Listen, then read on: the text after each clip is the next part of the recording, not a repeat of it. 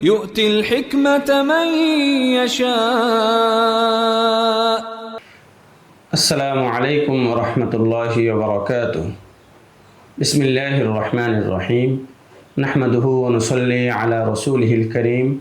أما بعد. এই দরসে আমরা আলোচনা করব অধিক পরিমাণে হাদিস রচনাকারী লেখকদের ব্যাপারে। আমরা ইতিপূর্বে জেনেছি বিশুদ্ধতার বিচারে হাদিসের 5 প্রকারের কিতাবসমূহ সম্পর্কে। সেগুলির সাথে সাথে আমাদের সেই সকল লেখকদের ব্যাপারেও জানা উচিত যারা নিজেদের কিতাবে অসংখ্য পরিমাণে হাদিস উল্লেখ করে থাকেন। তো তাদের উল্লেখিত হাদিসের মান কী ধরনের হয়ে থাকে বিষয়টি বোঝার জন্যই আমাদের আজকের এই আলোচনা। তো যে সকল লেখকগণ নিজ নিজ কিতাবে বিপুল পরিমাণে হাদিস উল্লেখ করেছেন তাদের মধ্যে থেকে প্রসিদ্ধ কিছু ব্যক্তি হলেন ইমাম গাজালি রহমতুল্লাহি আলাই, ইমাম ইবনুল জাওজি রহমতুল্লাহি আলাই, হাফেজ মুনজিরি, আল্লামা নবভী, ইবনুল কাইয়িম জাওজি রহমতুল্লাহি আলাই, হাফেজ ইবনে হাজার, হাফেজ জাহাবি, ইমাম সুয়ুতি রহমতুল্লাহি আলাই, ইমাম কুরতুবি, ইমাম ইবনে তাইমিয়া এবং ইমাম ইবনুল কাইয়িম রাহিমাহুমুল্লাহু তাআলা। প্রথম কাসীরুত তালিফ লেখক হলেন ইমাম গাজালি রহমতুল্লাহি আলাই। ইমাম গাজালি রহমতুল্লাহি আলাই ইসলামের অনেক বড় পণ্ডিত এবং ইমাম ছিলেন। তার কিতাবের মধ্যে বিপুল পরিমাণে হাদিস পাওয়া যায়। তিনি ইলমে কালাম, তাসাউফ, মাকুলাত এবং উসুলে ফিকহ সম্পর্কে অনেক বেশি পাণ্ডিত্য অর্জন করেছিলেন। তবে হাদিস শাস্ত্রের সঙ্গে ওনার সংশ্লিষ্টতা খুবই কম ছিল। এমনকি উনি ওনার এক কিতাবের মধ্যে বলেছেন বিযাআতি ফিল হাদিসি মুজজাতুন। এই জন্যই ওনার কিতাবের ভিতরে জয়ীফ, মুনকার এমনকি মওযু হাদিসও চলে এসেছে। বিশেষত ওনার প্রসিদ্ধ কিতাব ইহয়া উলুমিদ্দিন এর মধ্যে এমন কিছু হাদিস উল্লেখ করেছেন যেগুলি মুহাদ্দিসদের বিবেচনায় অনেক নিম্নমানের হাদিস। এই কারণেই উলামায়ে কেরাম ইহয়াউল উলুম এর তাখরিজ ও তাহকিক করেছেন। এর প্রসিদ্ধ তাহকিক ও তাখরিজ হলো হাফেজ জৈনুদ্দিন আল ইরাকি রহিমাহুল্লাহ তাআলার। অনুরূপভাবে আল্লামা মুরতাজি জুবাইদি রহিমাহুল্লাহ তাআলা ইতহাফুস সাদাতিল মুতকিন বিশরহি ইহয়া উলুমিদ্দিন এই গ্রন্থেও সেই হাদিসগুলোর তাহকিক এবং তাখরিজ করেছেন, কালাম করেছেন। দ্বিতীয় কাসীরুত তাসনিফ লেখক হলেন আল্লামা ইবনুল জাওজি রহিমাহুল্লাহ তাআলা। ইমাম ইবনুল জাওজি হাদিসের নকদের ক্ষেত্রে অনেক কঠোর এবং সতর্ক ছিলেন। তবে প্রয়োজনের চেয়ে বেশি কঠোর ছিলেন। এমনকি অনেক সহিহ হাদিসকেও তিনি জয়ীফ এবং মওযু বলে সাব্যস্ত করেছেন। কিন্তু ওয়াজ নসিহতের ক্ষেত্রে তিনি যেই কিতাবগুলো লিখেছেন সেই কিতাবের মধ্যে ওনার এই মানদণ্ডটা বহাল থাকেনি। যেমন ওনার লিখিত কিতাব তালবিস ইবলিস, যাম্মুল হাওয়া, আত-তাফসিরা এগুলোর মধ্যে অনেক জয়ীফ বরং মওযু হাদিসকেও উল্লেখ করেছেন।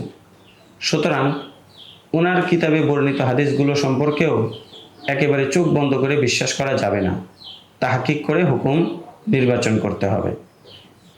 তৃতীয় কাসীরুত তাসনিফ লেখক হলেন হাফেজ মুনজিরি রহমতুল্লাহি আলাই।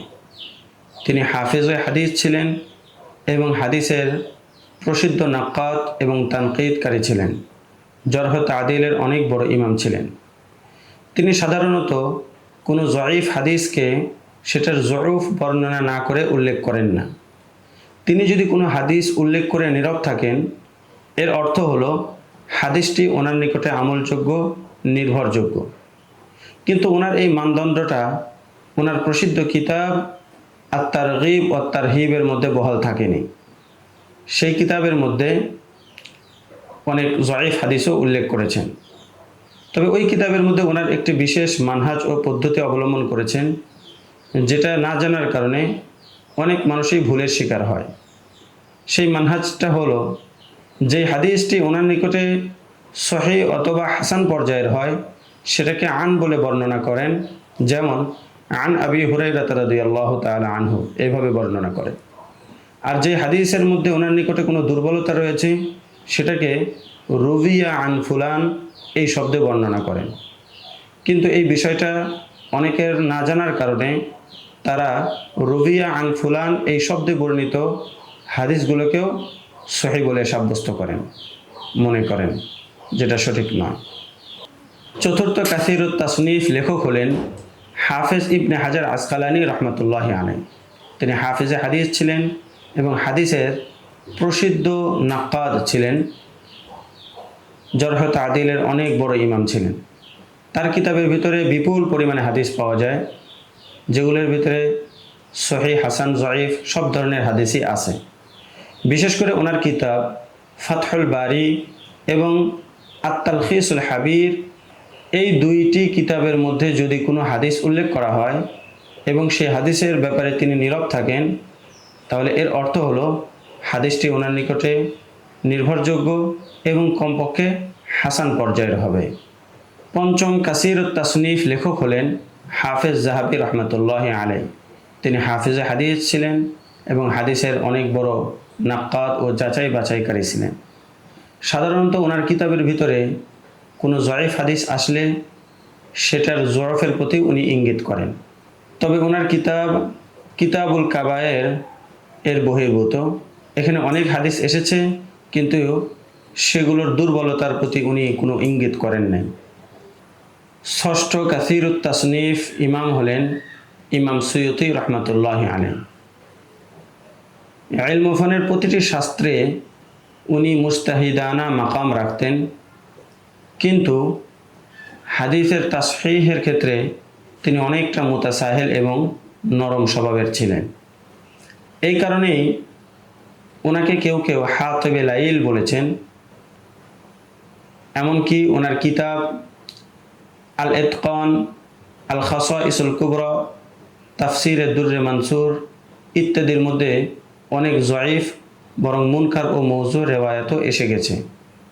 অবশ্য উনি ওনার একটি কিতাব আল জামিউ সগীরের ব্যাপারে বলেছেন যে এই কিতাবের মধ্যে আমি কোনো কাযযাব এবং ওয়াজ্জা অর্থাৎ মৌজু হাদিস উল্লেখ করেন নাই। তথাপি তাতাব্বু ও অনুসন্ধান করে দেখা গেছে এই কিতাবের মধ্যেও কিছু মৌজু হাদিস এসে গেছে। সপ্তম কাসিরুত তাসনিফ লেখক হলেন ইমাম ইবনে তাইমিয়া রহমতুল্লাহি আলাইহি। তিনি হাদিসের মান নির্বাচনের ক্ষেত্রে অনেক বেশি মুতাসাদ্দিদ এবং কঠোর ছিলেন। এমনকি অনেক সহিহ এবং হাসান হাদিসকেও জয়ীফ এবং মুনকার মৌজু পর্যন্ত বলেছেন। ওনার ব্যাপারে হাফেজ ইবনে হাজার আসকালানি রহমতুল্লাহি আলাইহি লিসানুল মিজান গ্রন্থে বর্ণনা করেন যে উনি অনেক সহিহ হাদিসকেও মৌজু বলেছেন, জয়ীফ বলেছেন। অষ্টম কাসিরুত তাসনিফ লেখক হলেন আল্লামা ইবনুল কাইয়িম রাহিমাহুল্লাহ। উনি আল্লামা ইবনে তাইমিয়ার ছাত্র ছিলেন। হাদিসের মান নির্ণয়ের ক্ষেত্রে বেশ কঠোর ছিলেন। সাধারণত তিনি হাদিসের উপর সহিহ হুকুম লাগানোর ক্ষেত্রে তিনি খুব সতর্ক। তবে অনেক ক্ষেত্রে সহিহ হাদিসকেও তিনি জয়ীফ বলেছেন, আবার জয়ীফ হাদিসকেও সহিহ বলেছেন। নবম কাসিরুত তাসনিফ লেখক হলেন ইমাম কুরতুবী রহমতুল্লাহি আলাইহি। ইমাম কুরতুবী রহমতুল্লাহি আলাইহির নিকট যে হাদিসটা নির্ভরযোগ্য সেটাকে তিনি হাওয়ালা সহ উল্লেখ করেন, আর যে হাদিসটা ওনার নিকটে নির্ভরযোগ্য নয়, আমলযোগ্য নয়, সেটাকে সাধারণত উনি হাওয়ালা ছাড়া উল্লেখ করেন। সুতরাং এমন হাদিসের সনদ যাচাই বাছাই করে সেটার মান নির্ণয় করা উচিত। দশম কাসিরুত তাসনিফ লেখক হলেন ইমাম নববী রহমতুল্লাহি আলাইহি। উনি ওনার কিতাবের মধ্যে কোনো জয়ীফ বা মৌজু হাদিস আসলে সেটার ব্যাপারে সতর্ক করেন, কিন্তু ওনার কিতাবুল আজকার এর ব্যতিক্রম। এই কিতাবের মধ্যে অনেক জয়ীফ হাদিসও উল্লেখ করেছেন, কিন্তু সেগুলোর জয়ফের প্রতি উনি ইঙ্গিত করেন নাই। এতক্ষণ পর্যন্ত আমরা আলোচনা করলাম ইলমে হাদিসের মধ্যে কাসিরুত তাসনিফ লেখকদের সম্পর্কে সাধারণত ওয়াজ নসিহত, তারিখ ও বাদইল খালক, তাসাউফ, আলামাতে কিয়ামাত ইত্যাদি সংক্রান্ত হাদিসের মধ্যে জয়ীফ মৌজু রেওয়ায়াত বেশি পরিমাণে পাওয়া যায়। এই জন্য এই হাদিসগুলো আরও বেশি গুরুত্বের সাথে সেগুলোর মান যাচাই করা উচিত। পরের দরসে আমরা আলোচনা করব রাবিদের তবাকাত সম্পর্কে ইনশাআল্লাহ তাআলা। আসসালামু আলাইকুম ওয়া রাহমাতুল্লাহ।